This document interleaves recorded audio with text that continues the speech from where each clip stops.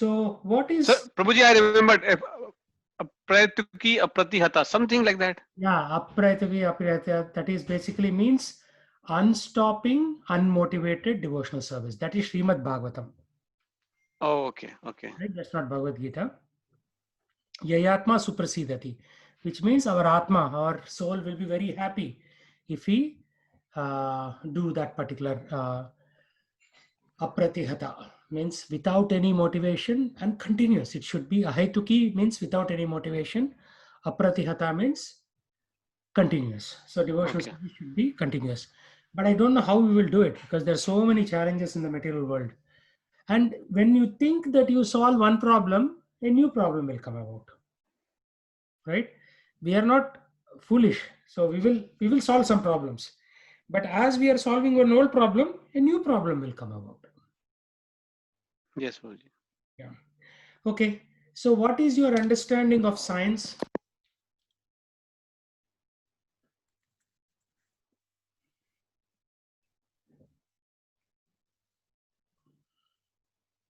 According to one professor, it's a culture, it's a practice, and it is communication. So I was very thrilled when this uh, lady professor, she mentioned this. So science is actually a culture. So we talk about our culture, right? Vedic culture. So she says science is also a culture, and cultural norms, certain things are always constant and certain things are changing also. And this is very important to know because we are saying, yes, adopt Vedic culture. Why? Somebody may say, why? Why should I adopt it? Then we say, adopt Vedic practices. Somebody may say, why? And then ultimately it is communication. Science is a communication. There is one other thing I wanted to add to this. Science is also, can anybody give an idea? It is also one other thing beyond this. What is it? Say something. You're all, you know it, you're just shy to say it.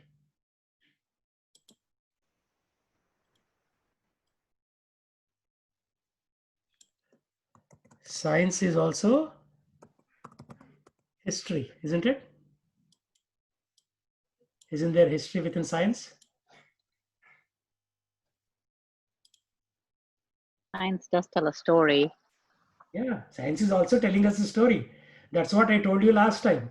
I told you a story about how human beings attempted to go to the moon. That's also a story, isn't it? Yeah.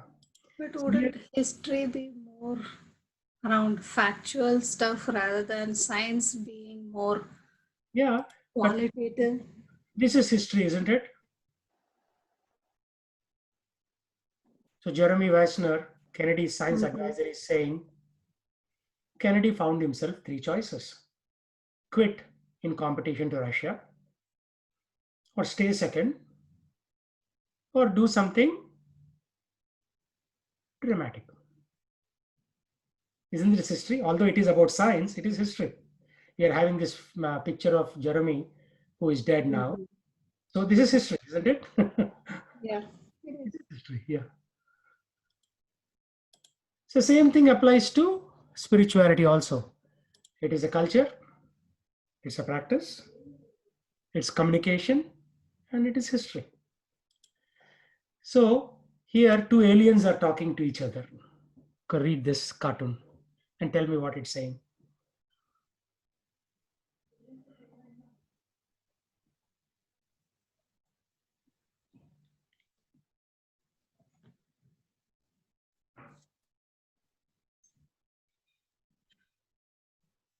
Jaypal, what does it say?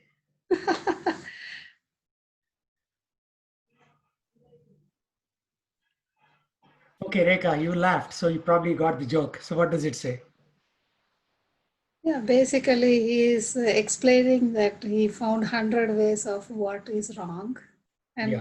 that is particularly science because you don't know. It's all theories that you again and again experiment with, right? Correct. So a detailed tribute to my wrongness. Everything that we say is wrong, even on a day-to basis, right? Somebody may say, oh, maybe it'll rain today, and then it doesn't rain.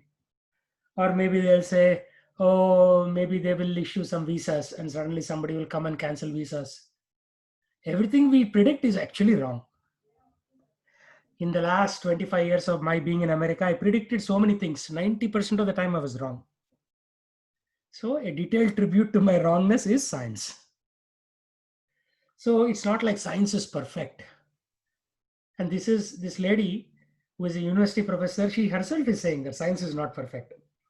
Right? Normally scientists will fight, like when Prabhupada was trying to say, you have to think about going back to Godhead. You have to take care of your soul. Scientists will like mock, oh, that's not science. But then what are you saying? What you are saying, is that science?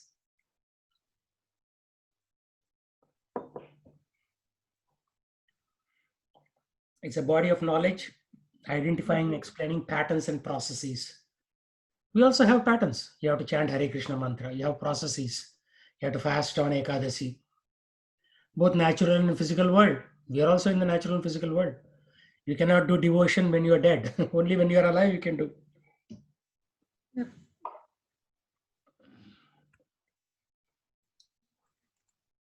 So it's a sequence. You learn. Okay, Rekha, I'll read this list. Yes. Learn what is already known. Decide on a question. Formulate a hypothesis. Design a method. Observe or experiment. Collect data. Analyze data. Evaluate hypothesis. And I think the next one is probably start all over again. Okay, that's good. Yeah. Are you seeing two screens or one screen? We are seeing only one screen. One, right? Good, good. Because I connected to a monitor. As I'm growing old, it's difficult to see on a small computer screen. I'm connecting to a monitor and then I'm doing it from there.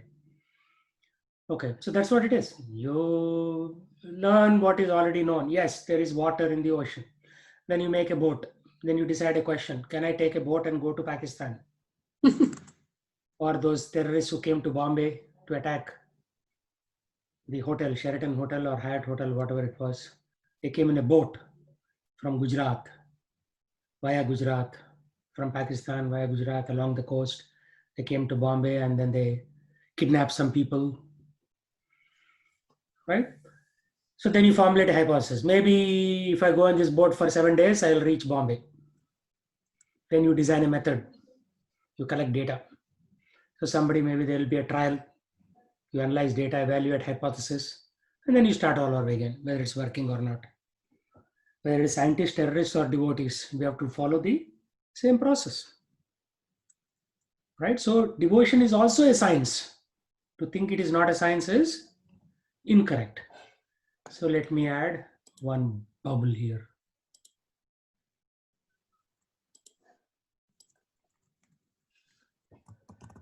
Devotion is also a science, following similar steps. Because you cannot explain what devotion is to an average guy. They will argue with you and again and again and again.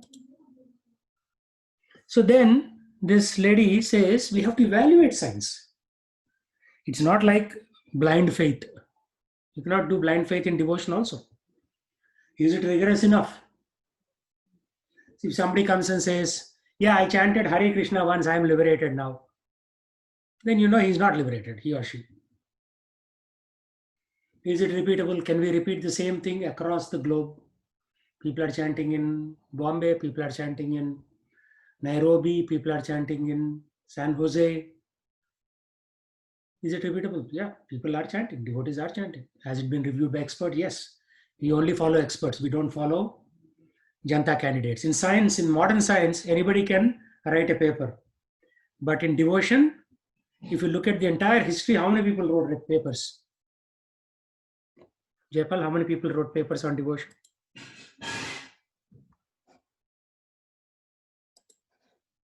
None I know, Prabhuji. No, a lot of people wrote, right? You're forgetting. Who wrote papers? Papers on devotion. Srila Prabhupada. We are reading his papers, right?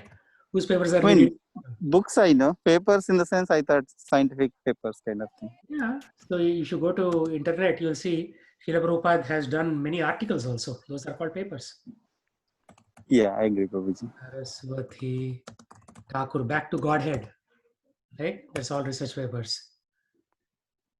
Then Narada Muni. He wrote Narada Pancharatra. Vyasadev.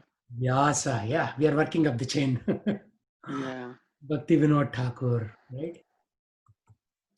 So our whole, who is the founder of the Hare Krishna movement? Chaitanya Mahaprabhu. Yeah, but in the modern times. Bhaktivinoda Thakur. Right? He was the one who first started writing literature because he realized people will read papers and books, so I have to put it in written form. Vyasamuni did that 5,000 years ago, but in modern times, Bhaktivinoda Thakur wrote 100 books. So our parampara of writing mega books started with Bhaktivinoda Thakur. Of course, it started with Vyasadeva, but we don't know how he looks like, right? In the modern times, we know Bhaktivinoda Thakur stayed on the road leading up to Jagannath Puri in Puri town. You can still go there. As you're going to take darshan in the temple, it will be on your right hand side. Bhaktisiddhanta Saraswati Thakur continued that. He wrote a lot of books. Prabhupada excelled at books. And then, for example, even my Guru Maharaj has 40 books he has written. So, I mean, he has not come close to Srila Prabhupada. But again, it's not a competition, right? It's a matter of how you want to disseminate knowledge. So, yeah, we have a parampara of writing books. And if you become good devotees, you will also write some books. Like Keshavananda Prabhu, he wrote some books, right? I mean, he only has about 8 or 10 books. His guru had 40 books. Guru's guru had 100 books. Bhaktivinoda Thakur had 100 books. So, yeah, where is it published? You see this? Scientific theory means you have to write publications and do peer review. So, we are all reviewing Srila Prabhupada's books. We are reviewing, analyzing, studying. Like Idaho, there's a couple whose both kids are PhDs. One of them did PhD on, there are many sandarbhas in Vaishnava literature. He did a PhD on one chapter in one sandarbha, which means how many PhD theses are possible on Vaishnava literature, right? It's a vast ocean. You can also think about doing a PhD. And actually on the internet, there are a lot of PhD type research done by Christians. So you can read one of their papers and see how they write papers. So it's not like only you have to read in a specific manner. You can learn from anybody who is doing. And is this scientist credible? Credible means believable.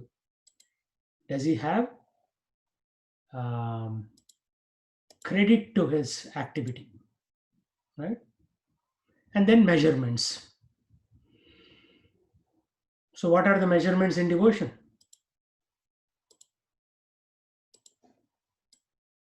You all do it every day. Why are you not saying it?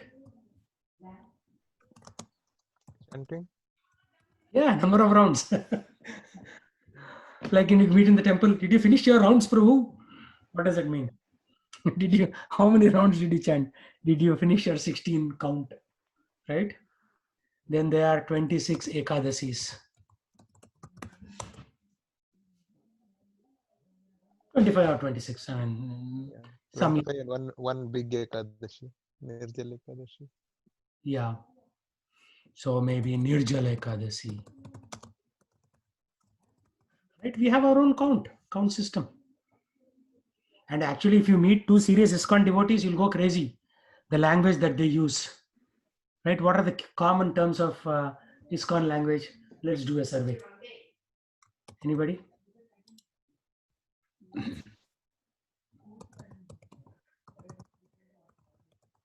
Constitutional position, Prabhu. What is this constitutional position? What else? Dukhalayam Ashashvatam. Yeah. Dukhalayam Ashashvatam. Okay, no, they say something like commonly we use, right, in English. What do we say?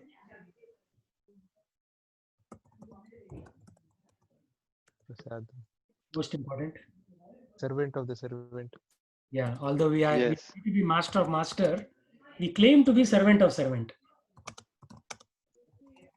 Mm. Service. Servant of servant only till you give somebody service. Prabhu, why don't you wash some dishes? Oh, Prabhu, I have to take my son to Taekwondo. Immediately, servant of servant will vanish. Right? Of course, mostly people do, but once in a while we have other challenges and commitments and things like that. Okay, what else?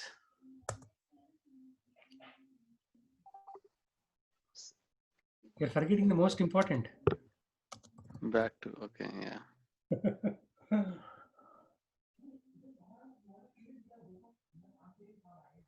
Devotional service. Yeah.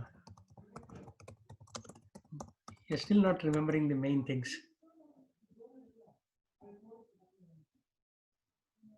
Or, Dandava. yeah, at your lotus feet. Yeah.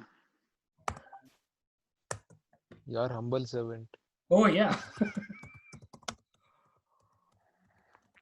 Even the phrase, first time I came, Prabhuji, even the phrase Prabhuji and Mataji was very surprising for me. Yeah. Yeah, that's why outsiders go crazy if they hear us. One lady was saying, यदि मैं माताजी हुए तो आप तो पिताजी हो गए ना. She was telling her husband. And then some young girls came from Amazon, and I said, Mataji, yeah, you can have some prasadam. They started laughing and laughing. Why are you calling me Mataji? I'm not even married. So, yeah, we have that language.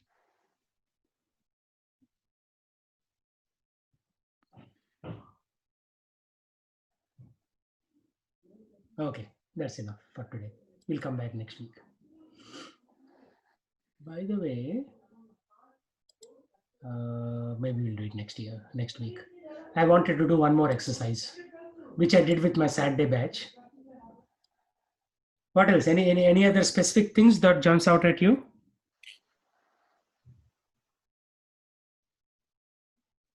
Hare Krishna. No, Hare Krishna is common. That's okay. If you read Srila Prabhupada's books, there are some very unique terms, right? 3 modes. Hmm. I think Supreme Personality of Godhead. I never heard that phrase before. Yeah. So what is all this? What are all these terms that I asked you to list? Yes. Culture, isn't it? Culture and practices.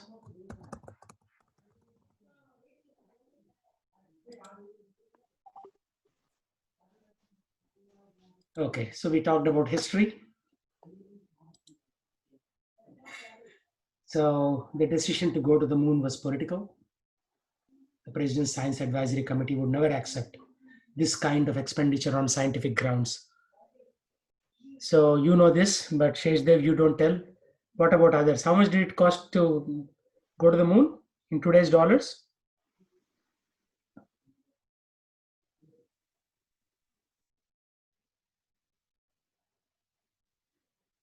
In today's dollars, it's 700 billion. Back then, it was 3 point something, no, 7 billion, I think. But as money depreciated in value, right? So much they spent. So now we had this joke. Nothing happened till 68, and nothing happened after 72. It was just a competition with the Russians. That's it. They claim to have gone to the moon. Yeah, here's the cost. In today's dollars, it's 702.3 billion. That is more than the GDP of Pakistan, Bangladesh, Sri Lanka, Nepal, Vietnam put together. So much money they spent. Right? NASA wants to spend so much. What? So Srila Prabhupada said, inhabitants of the moon would be almost invisible. Right? Because very subtle. From bottom to top is subtle. Since the moon god is presiding deity of vegetation, there must be vegetation on the moon. Yet the scientists say it is a barren desert. Right? Because all the pictures of the moon, what do they show? Gray color. Vedic moon is white. When you look outside the window, what do you see? Do you see a black moon? But then how come when scientists say moon is black and everybody believes it?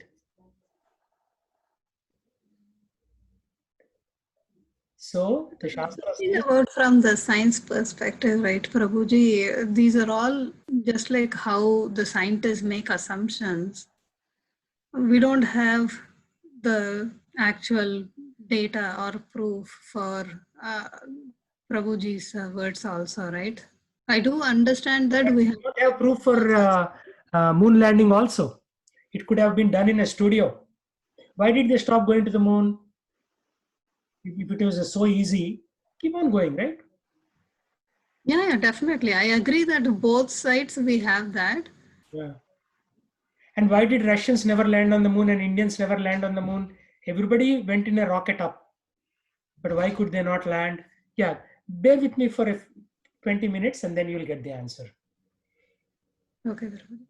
Kusha grass flames give it mild and pleasing brightness. Elevated souls live on the moon for 10,000 years and enjoy life by drinking somras. So, the Mother Ganga, when she comes from the spiritual world, from the feet of Lord Vishnu, she first goes through pole star Drivloka, then it goes through the Saptarishi Mandala, also known as Big Dipper, and goes through the moon, and then it comes on top of Mount Meru, right? Mount Meru is this guy here, and divides into 4 branches: Alakananda, Bhadra, Chakshu, and Sita. One of these names is also synonymous with Mandakini. Like when I went to Upper Badrinath, there Mother Ganga, you should see her, so beautiful. And the water is like better than any of your bottled water available anywhere. So there she divides into Alkananda, Bhadra. There they call her Mandakini. But in this particular diagram, they call different names like Sita and so on. But regardless, these are all interchangeable names. So she comes on top of the Sumeru mountain and then comes down to us. So Srila Prabhupada says, the gross materialists do not believe in the existence of God or demigods, nor do they believe in different planets are dominated by different demigods. Because we cannot believe, right? Even amongst this class, I may believe it 60%, somebody may believe it 40%, somebody may believe it 10%, but none of us is fully believing right now. That's the problem. They're creating a great commotion about reaching the closest celestial body, Chandraloka. But even after mechanical research, they have only very scanty information. False advertisement for selling land on the moon. They were actually moon advertisements. You know that? In 1970s, they used to say, you can buy some land on the moon. It is still there, Prabhuji. Yeah. Because apparently there was a loophole that if somebody claims that they want ownership and nobody really rejects it, they get it. So one guy cleverly submitted to the international board and they never rejected it. So he owns moon. And he has been selling it, and they have made so much follow-up articles on top of it, because apparently the moon's surface is not as flat as the earth. So because it has curvature, so basically the land, even though he says as if this plot, the plot is actually always overlapping. So he's selling the same space to more than one person. Yeah, foolishness runs. Because after 72, people didn't go on to the moon. Many things, right? Expensive, as well as it is uninhabitable. So Srila Prabhupada says, some are trying to reach the moon by some mechanical arrangement. But that is not to happen. By the law of supreme, different places are meant for different grades of living beings. For example, just to come to America, they gave us hell. You have to do visa, you have to pass this exam, that exam. Then it gave us hell to get a green card. Like Jaipal is still did not get his green card, right, Jaipal? Is Jaipal there online? Anyway, so after working so hard, giving Sorry, sweat, Prabhuji, I was on the mute. Yes, Prabhuji, it might take another 10 more years to get the Yeah. green card. so for 10 years, he's been like shedding blood and sweat for the American economy, but they are not giving him green card, even though he's working so hard, right? Nights, weekends. Why? Because they said, this is my country. So you wait in the line. So similarly, to go to the higher realms, you need to have qualifications, and they'll put you through a test. Indra, king of higher planetary system, has power to push down any conditional soul attempting to go from lower to higher planetary systems without proper qualification. And when I was seeing this video on one of the sites, they said that only Apollo 11 landed, right? After that, before Apollo 11 and after Apollo 11, they were trying to land, and through some mysterious force, the craft was pushed back. And it was pushed back with such a great force, they did not need the fuel to be, like normally when you accelerate the car, what do you do to go fast? You press the leg pedal to the metal. They didn't have to do that. Boom, it came. And very soon they were in Earth's orbit. So that triggered to me when I heard this purport. It is called free return. I'll show you the slides on free return.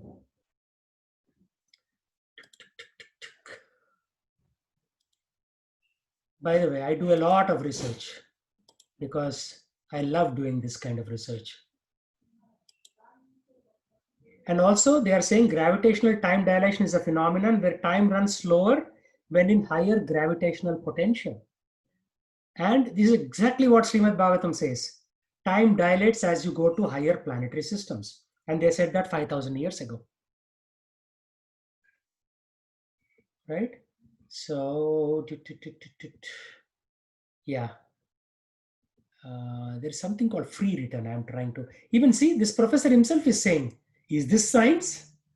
Question mark. Right? So there is something called free return trajectory where they didn't have to apply energy. Boom, they were kicked back. Yeah, you see this? While going, they go around the moon, and from this point on, they didn't have to apply acceleration.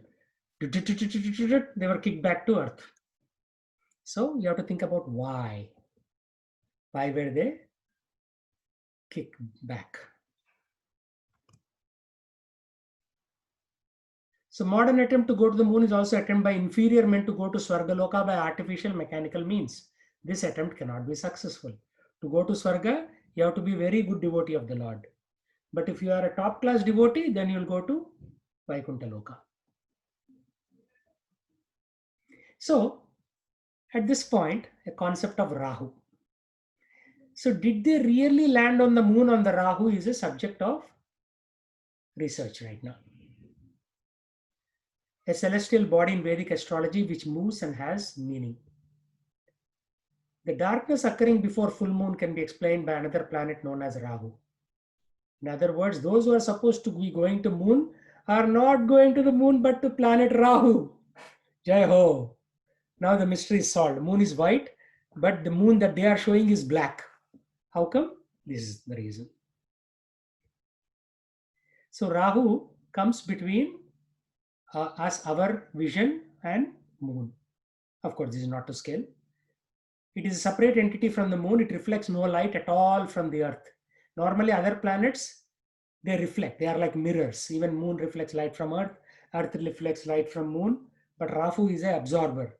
In thermodynamics, it is called a black body. Have you heard of the term black body radiation?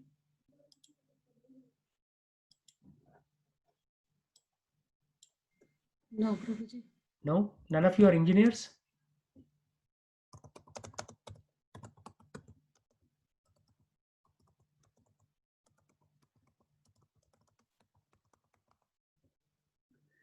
Yeah, actually, my mechanical engineer background has given me a lot of intelligence to think about spirituality, right? Because it talks about mechanics, things moving.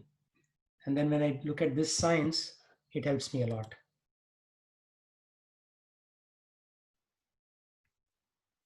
Then Ketu is on the other side. This is Rahu Mandala, that is Ketu Mandala.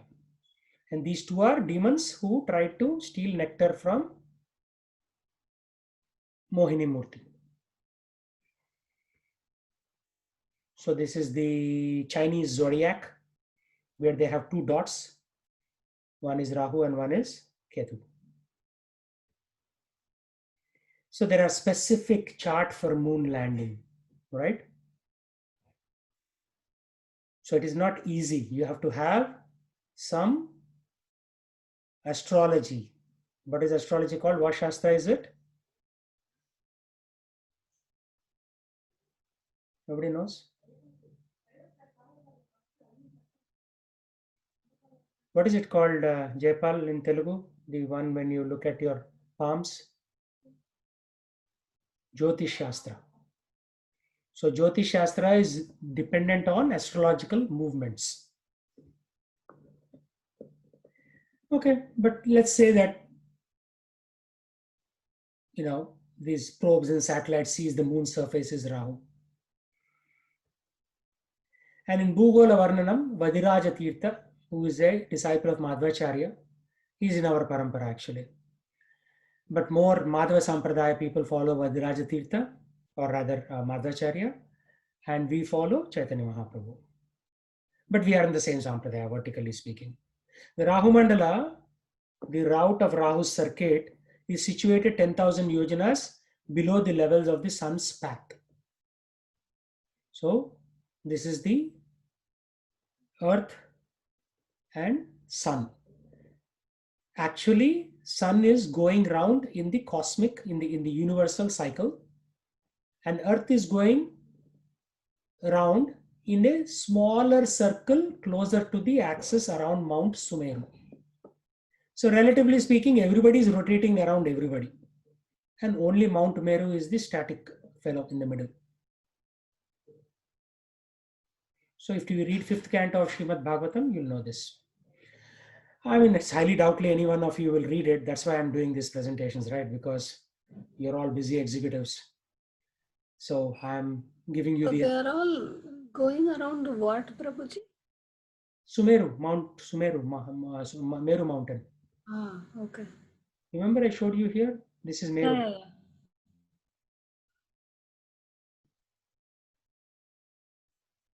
Actually, I've never heard of this whole story of Ganga coming from Vishnu's feet. There are Always I've heard from No. Shiva's head, that's all. There are a lot of things you don't know. That's why humility is the first step. Unless you are humble, you will not know this. Krishna will put a block around you. So you have to pray, oh my Lord, I am Ajnana, and give me knowledge. Om Ajnana Timirandasya Jnananjana Shalakaya Chakshur Unmilitam Yena Tasmai Shri Gurave Namaha Shri Chaitanya Manobhistam Stapitam Yena Bhutale Swayam Rupa Gada Mahyam Dadam. Yeah, so this is the verse we read in temple. Why?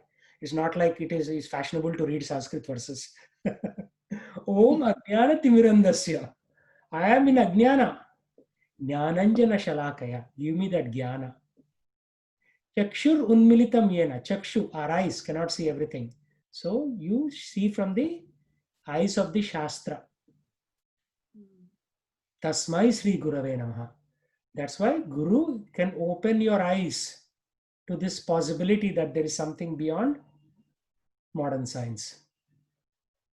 That makes sense. Yeah. What you don't know, but if you're humble, you will know, because Krishna doesn't give knowledge to proud. Yeah, that is correct, Guruji. The only thing is that, I mean, the people, when they are explaining, right? So they have always mentioned like Ganges was flowing everywhere and then Shiva controlled it. So Ganges now comes only from Shiva's head, right? That's how it was taught. But I can understand it's from probably people who know less amount of details about the actual scriptures. Yeah, I mean, who knows scriptures? Prior to Prabhupada, you had to be a Pakka Brahmana living in a Agraharam to learn these scriptures. And they would never teach because everybody was somewhat selfish, right? I spent 10 years learning the scriptures. Why should I teach anybody? This is my secret. I will follow it and I'll go back to Godhead. But that is Prabhupada's mercy. He said, why only I should go? Everybody should go. So he opened it up to everyone, and his disciples opened it further, and people like me are trying to open it further. Of course, we do have very little audience, only 6 people on the call. So, but still, if you 6 people take it up, my life is successful. And then I can go, when I go to Krishna, I can say, Krishna, I tried, at least 6 people heard me. So I can tell that. That is my score. 6 people. So elevated souls live in the Soma. Soma Suryagya Lochana, they say, right? So Soma, Surya. These are the primary eyes of Krishna. Soma Suryagya Lochana. Lochana means eyes. One of our Acharya's name is also Lochan Das Thakur. Okay, so continuing. Yeah, so Vadiraja Tirtha, I have this book with me, Bhugola Varnanam. I have also a book called Surya Siddhanta, because this is my passion, to understand how far we are relative to God. If you look at all these books, right, you will realize we are very far away. And even if you travel at the speed of light, it will take many, many, many decades before you can reach the Lord. So you cannot reach God mechanically. You can reach God spiritually, right? You cannot reach God mechanically. It's not possible. Okay, so Antariksha is the physical space between the earth and the sun, base level of Bhumandala. Right? So what is that arrow? That dark line, gray line, that is where your Mr. Rahu sits. So Rahu sits 80,000 miles beneath the plane of earth and sun. So think of Sumeru. Earth is making smaller circles around Sumeru. Sun is making bigger circles around Sumeru. And relative motion, it looks like Earth is rotating around sun. But that's not true. And then there is Antariksha, space between the earth and the sun. And Mr. Rahu and Ketu are hanging around 2 sides around sun. Just 3 days back or 4 days back, we had lunar eclipse, remember? Or was it a week ago? Anybody remember? It was last Sunday, Prabhuji. Yeah, last Sunday, yeah. So we closed down all the curtains because there could be, harmful electromagnetic radiation during that time. So it's advisable not to go out and all that. And it's also not good for Garbhavati Stris, pregnant women, because there could be some unsavory radiation that could affect the baby. So there's so many rules. The Garbhavati Stri should be sleeping on the ground during Rahu Kalam. So many things. And then people say, oh, this fellow fell sick and untimely death of my uncle. Why? Because you're not following anything.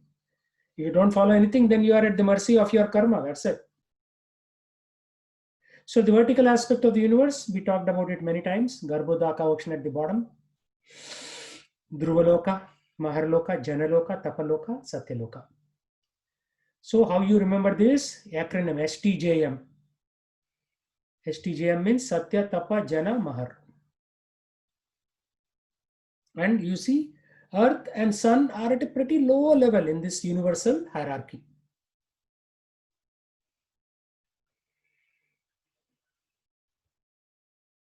Srila Prabhupada says it's first necessary to cross the Manasa Lake and Sumeru mountain to go to the moon. So we are nowhere close to Sumeru mountain. It's quite far away. How are you going to go to the moon? So they more likely landed on Rahu. Right? Where is the moon? Look at the diagram. Moon is quite high. It's even higher than Sumeru mountain. And Mr. Rahu is right next to us. He's our next door neighbor. So that's why these people said we went to moon in 11 days. 10 days, 10 and a half days, something they went to the moon, according to Apollo missions, which means there is no chance on Earth that they landed on the moon.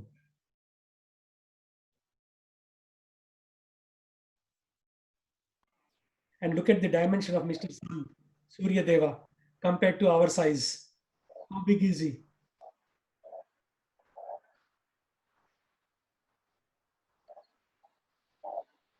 So higher you go, the more subtle form.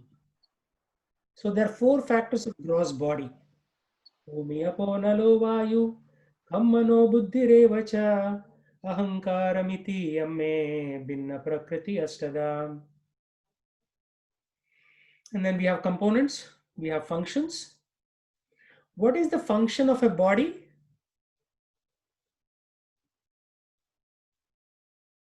It's a temporary residence used to transact with the world. If you don't have a body, you cannot transact.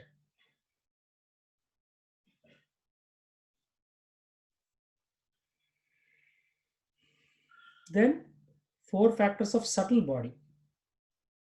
We discussed this last time. Prana, 5 pranas: prana, apana, vyana, samana, and udana. And then man, buddhi, and ahankar. The function of the subtle body is to transact with the world using the 19 instruments. What are the 19 instruments?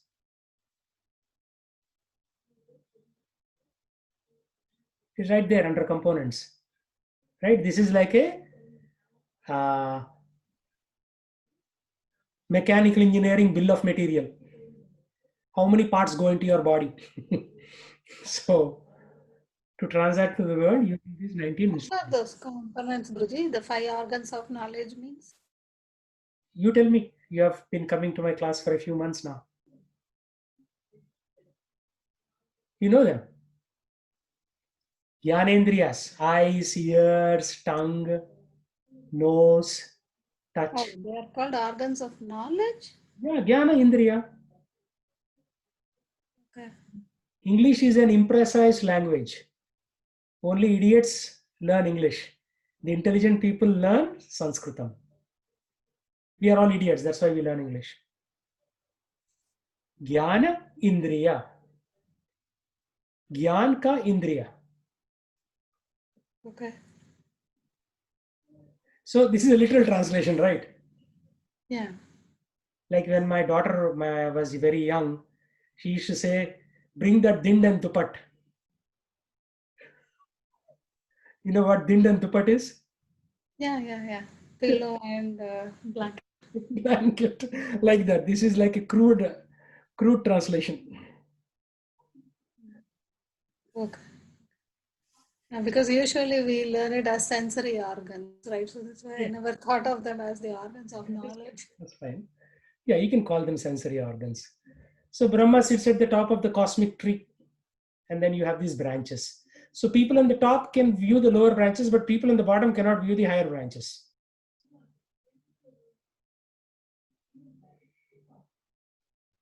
So in the higher planetary systems, you have to go there.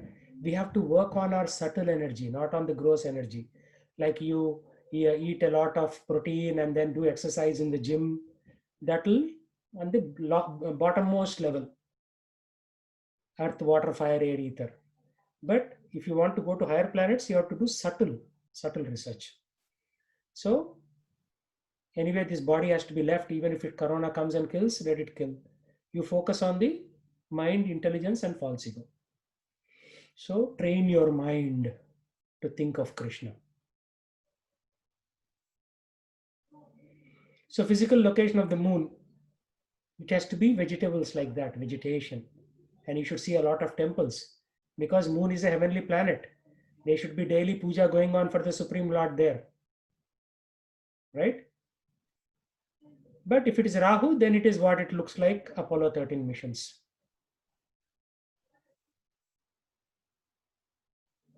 And apparently on the moon, they found some devilish markings and inscriptions on the floor. So what it is, we don't know. More research is required. So on Rahu, It's very different. So what is time? Nitin, read this. I'm already tired reading. What time is the correct time then? Well, none of them. Einstein postulated that there is no absolute time. Time is relative depending on the system of forces one is subject to, formally known as the frame of reference. Time running in your own frame is known as the proper time.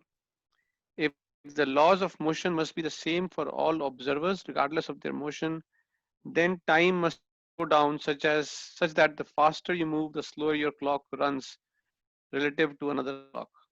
This is what Anne Hathaway referred to in Interstellar when she said to Matthew McConaughey, after landing on a faraway planet, 1 hour on this planet is 7 years on Earth. Right? That's how Brahma has 311 trillion years age, when you only have 100 years theoretical age. So as you go higher and higher, time dilates. 1 hour on that faraway planet is 7 years on Earth. This is in the movie Interstellar. Go to YouTube and watch it. So time is relative. So if you have two clocks in the space, one clock will have a different time than the other clock. This is called theory of relativity. So this is not Bhagavad Gita, but even Einstein was a spiritual scientist. He understood that there is some higher theory behind the universe. Newton, Einstein, these are all theistic scientists. And Stephen Hawking is an atheistic scientist. So time. Why do you have to worry about time?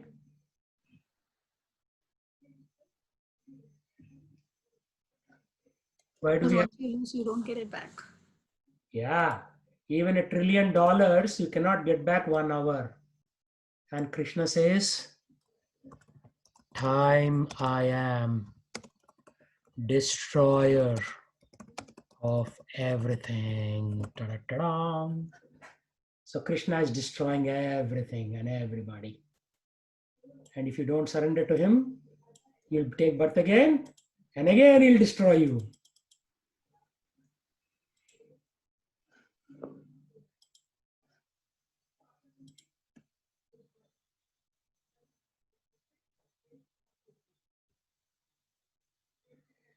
Nitin. Dilation is a difference in the elapsed time measured by two clocks, either due to them having a velocity relative to each other or by there being a gravitational potential difference between their locations. After compensating for varying signal delays due to the changing distance between an observer and a moving clock, that is the Doppler effect, the observer will measure the moving clock as ticking slower than a clock that is at rest in the observer's own reference frame. A clock that is close to a massive body and which therefore is at a lower gravitational potential will record less elapsed time than a clock situated further from the said massive body and which is at a higher gravitational potential. Special relativity indicates that for an observer in an inertial frame of reference, a clock that is moving relative to them will be measured to tick slower than a clock that is at rest in their frame of reference. This case is sometimes called special relativistic time dilation. The faster the relative velocity, the greater the time dilation between one another, with the rate of time reaching zero as one approaches the speed of light. This causes massless particles that travel at the speed of light to be unaffected by the passage of time. Read that last sentence. This causes massless particles that travel at the speed of light to be unaffected by the passage of time. So that's why Narada Muni doesn't grow old. So I didn't say that. Einstein said that. So don't beat me. Okay.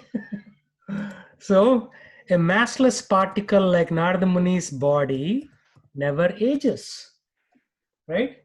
So if you're very intelligent scientist, you will come to the same conclusion as a Vaishnava Acharya. You get the point?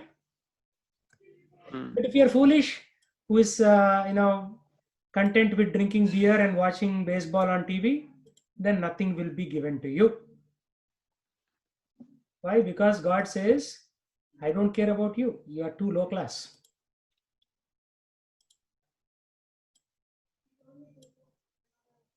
Get the point?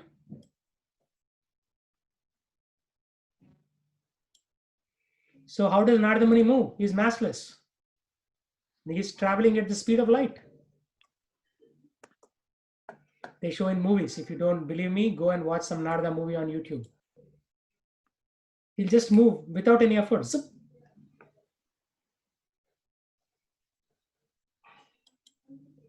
And this is one other, there are two types of time dilation. One is the gravitational and the other is kinematic due to motion of planetary systems. So when you sum these two things up, you get this composite graph. All these are available on the internet. So I didn't make any of this. I'm not smart enough to make. Okay, continue, Nathan. Galileo used the recursive nature of such a mechanism to compute motion. Describing motion would be impossible without any reference to time. However, this time was never absolute. When Newton formulated the laws of motion, he recruited a notion of time wherein two clocks don't tick in steps with an absolute independent time, but rather with each other. Synchronization is the reason we have built such highly sophisticated and accurate atomic clocks. Yeah, because two clocks in the universe don't agree with each other. That's why they have this atomic clock somewhere in Denver, Colorado, which will give you the perfect time on this planet. Okay, continue. Einstein imagined what would happen if the tram car were to travel at the speed of light.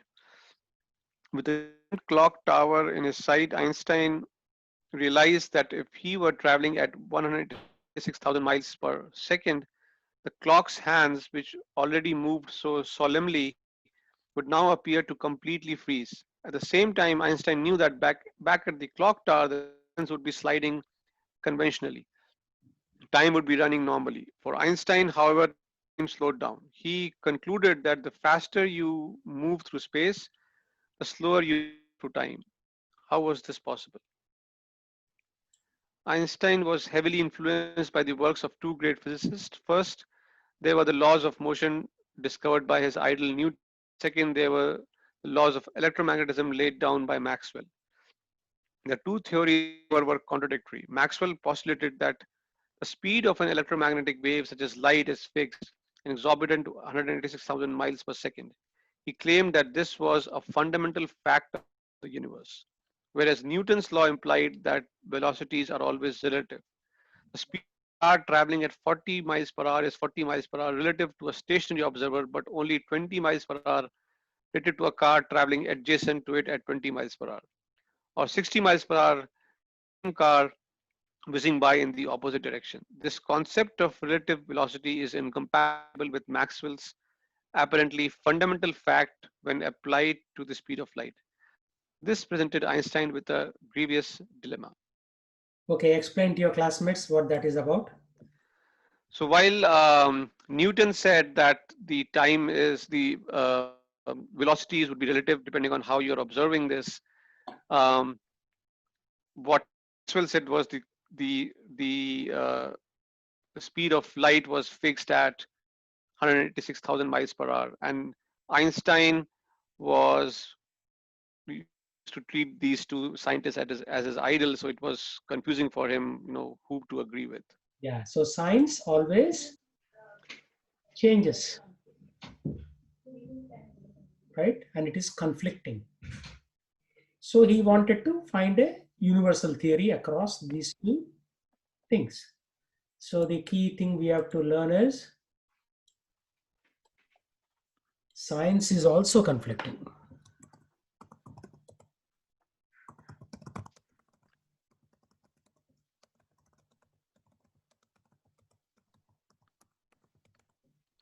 I was listening to a lecture a few days back, and then I think Prabhuji was giving the lecture. He mentioned that in school we are told science knows everything, and then as we older, we are told science is everything. In college, in our masters, finally, when they come PhD, you understand that science does not know everything. Yeah. Okay, read this now. Einstein imagined a man on a station platform, on both sides of whom two lightning bolts strike. The man standing right in the middle of these 2 points observes the resulting beams of light from both sides at the same time. Things get peculiar when a fellow on a train views the scene while he moves past at the speed of light. According to the laws of motion, light from the bolt closer to the train will reach the man earlier than the light from the bolt further from the train. The measurement of the speed of light made by both men will differ in their magnitude. But how is this possible when we call that the speed of light, according to Maxwell, must be constant, regardless of the motion of an observer, a so-called fundamental fact of the universe? To compensate for this discrepancy, Einstein suggested that the time itself slowed down such that the speed of light remained constant. Time for the man on the train passed slower relative to the time for the man on the platform. Einstein called this the time dilation. Yeah. So time itself slows down. So if you want to live very long, leave this bloody planet and go to higher planets. You will live very long. Time dilates there, right? This planet is called Mrityu Loka. Everybody dies. But nobody is interested in taking to devotion because they think that someday science will solve us. But what is Einstein saying? Time itself is dilating.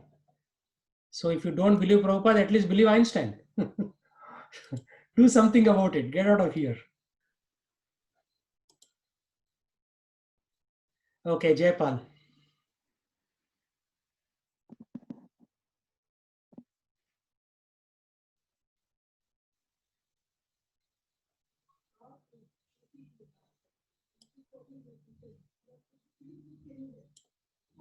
Yes, Prabhuji. Sorry.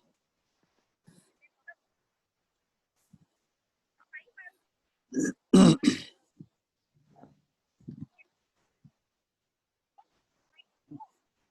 Prabhu, you have to read this. Prabhuji. Yeah, now it's better, Prabhuji.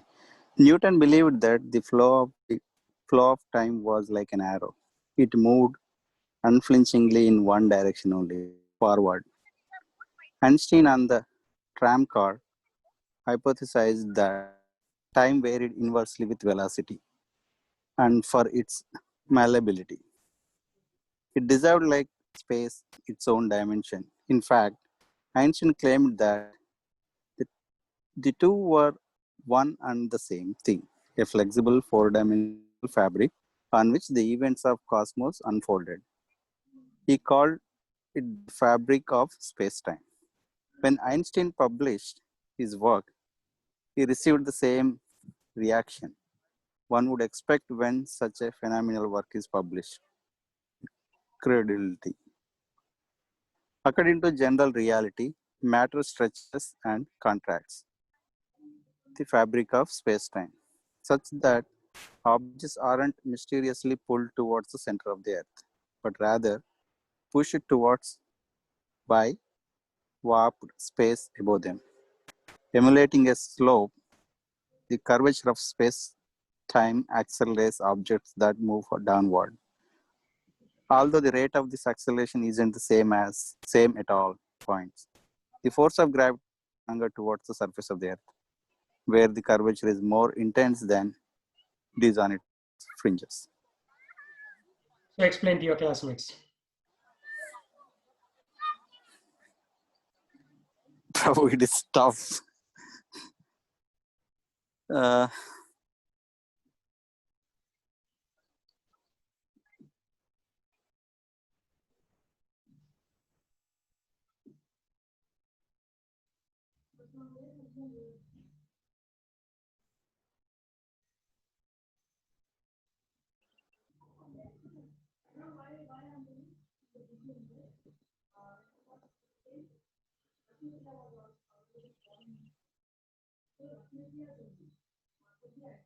Can you explain, Prabhuji?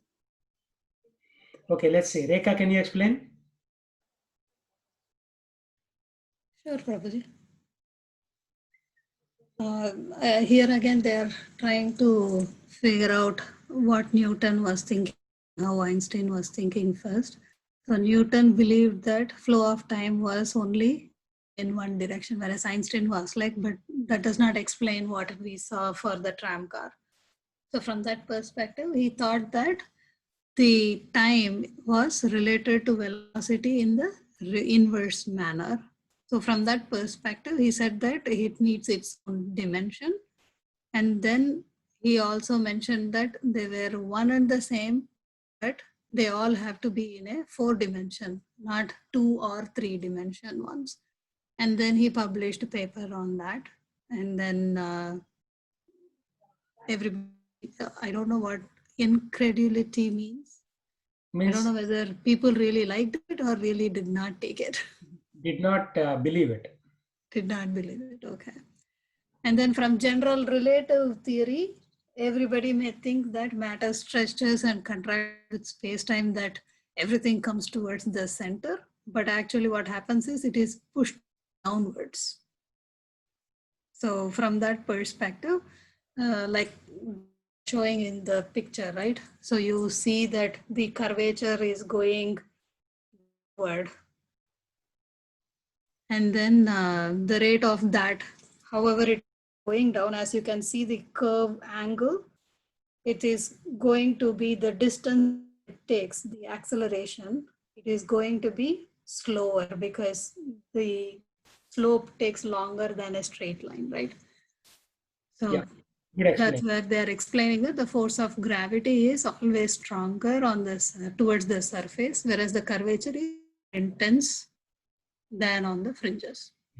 But basically, space and time are related. That's what this whole science is coming down to, right? So they have 3 dimensions of space, and then there is a 4th dimension of time, kala. Krishna says, kalosmi, I am time. Krishna is time. So all the energies that are playing, from a Krishna's perspective, right? These are all like small golf balls he's playing with. Tuk, tuk, tuk, these little planetary systems, right? And then that is his energy, that is playing golf with all these little balls. Okay, continue, Rekha. Einstein's discovery is nothing short of groundbreaking. Gravity really impedes the flow of time, which implies that the more massive the object, the slower it passes in its vicinity. That being said, the selection of light clocks to prove this seems convenient, given that the entire article talks about the slowing down of light. However, time dilation affects every clock, whether it relies on the simplest of an electromagnetic phenomenon or a complex combination of electromagnetism and Newton's law of motion.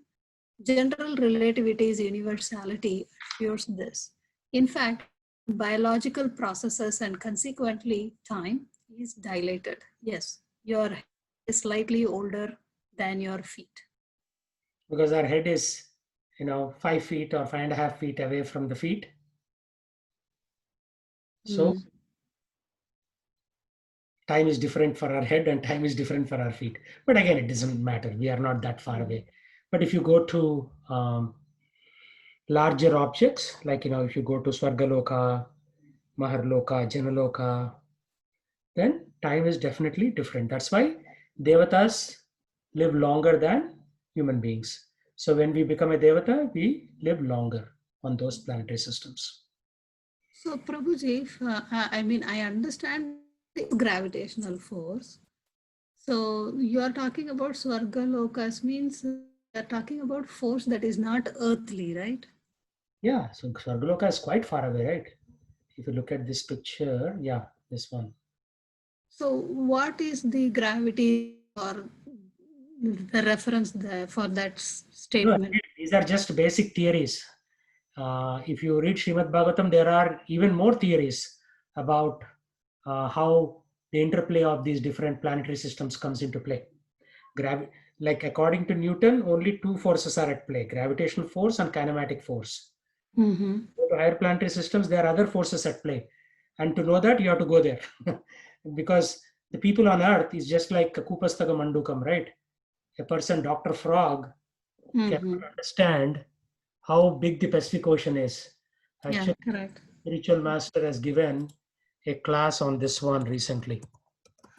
He is having spinal problems, so he's giving classes by lying down on the bed now.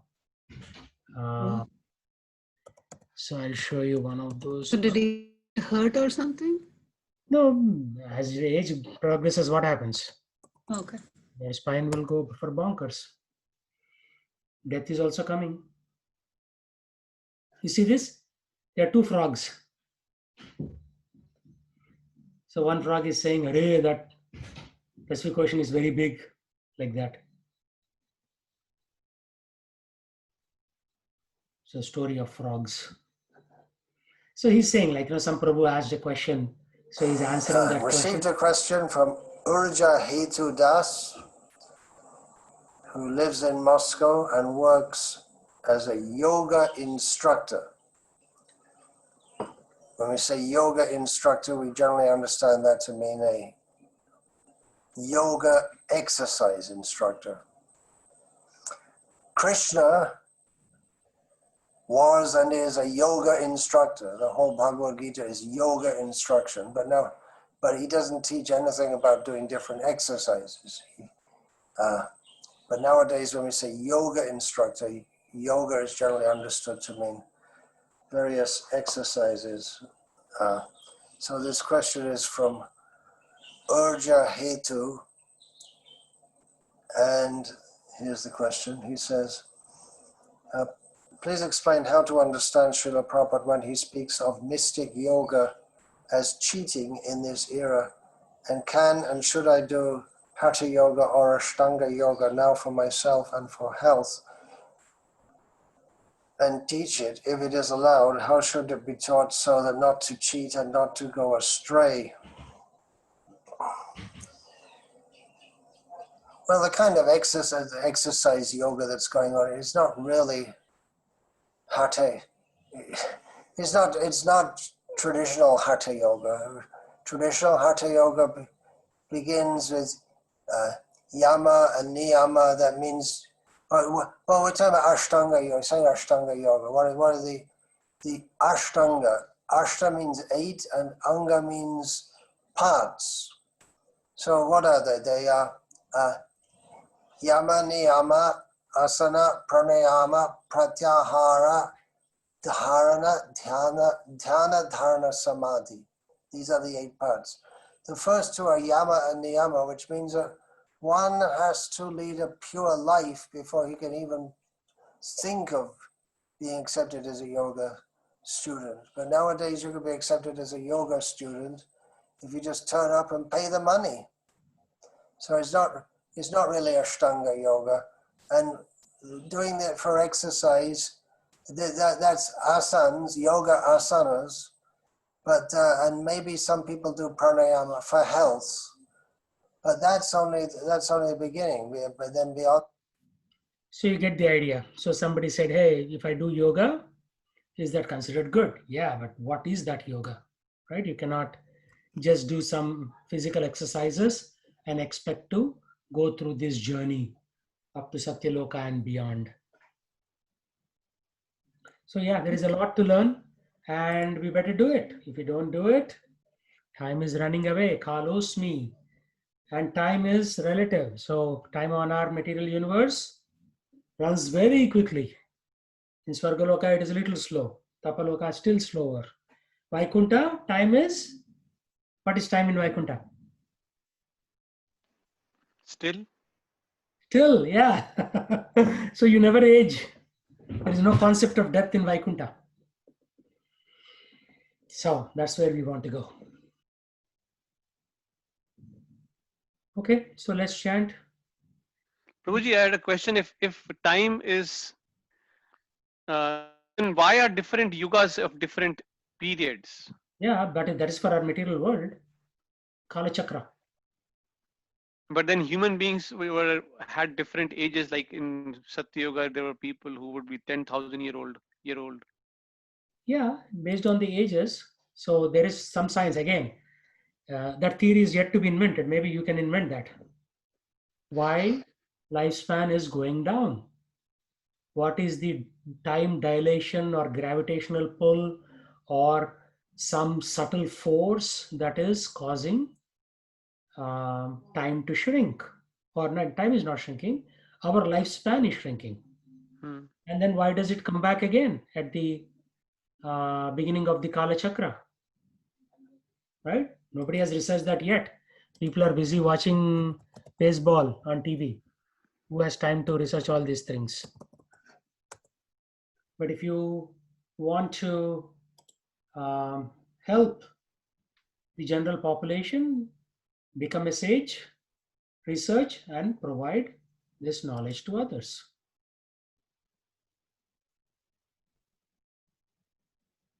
You see the Tibetan Buddhist Kala Chakra Mandala.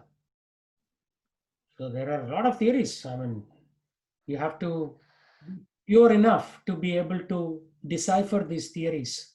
It's not going to be automatic, Hmm. right?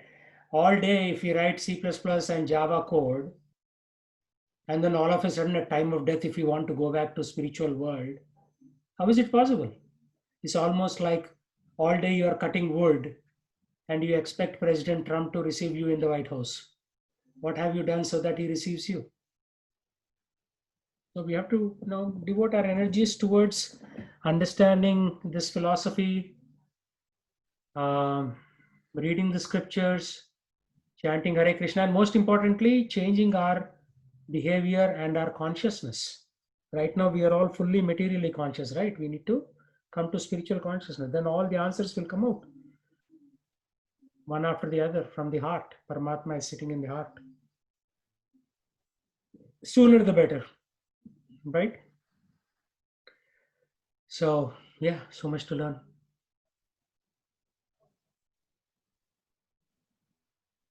There is symmetry, you see. In anything that is from scriptures, there's always symmetry. So along x-axis, y-axis, and z-axis, everything is perfectly symmetric. How? Why? So you have to figure out the law of symmetry, science of symmetry. We haven't now investigated. In the Vastu Shastra, they have investigated this a little bit, but who has time for Vastu Shastra? According to Vastu Shastra, you should not have attached bathrooms. So anybody who lives with an attached bathroom is a Chandala. We are all Chandalas. We have attached bathroom because Yes, once Prabhuji. yeah, Yeah, once you yeah, I mean, take- all of the houses, yeah, my aunts, uncles, even my father-in-law, everybody, they have bathrooms which are on the backside and detached from the house only. correct. Yeah, that is the Vedic thing. How can you be pure when you go to bathroom and then you are living in the same house? The whole house is impure now. So many things to do. But we won't worry about all that. We'll chant Hare Krishna and let Krishna take control of our lives and let him run the show. We just surrender our body to Krishna. Krishna, this is yours. Now you run the show. Tung, tung, tung. We are just puppets in your hand. But to come to that consciousness, it will take an entire lifetime. For some people, it will not even happen in one lifetime. For some people, it will not happen in 1 million lifetimes. Brahma bhuvana loka punaravartana arjuna mamupetya tu kaunteya punarjanmana vidyate. So if you take shelter of Krishna, mamupetya tu kaunteya, kaunteya means son of Kunti. Punarjanmana vidyate, no punarjanma. Okay, we'll stop there.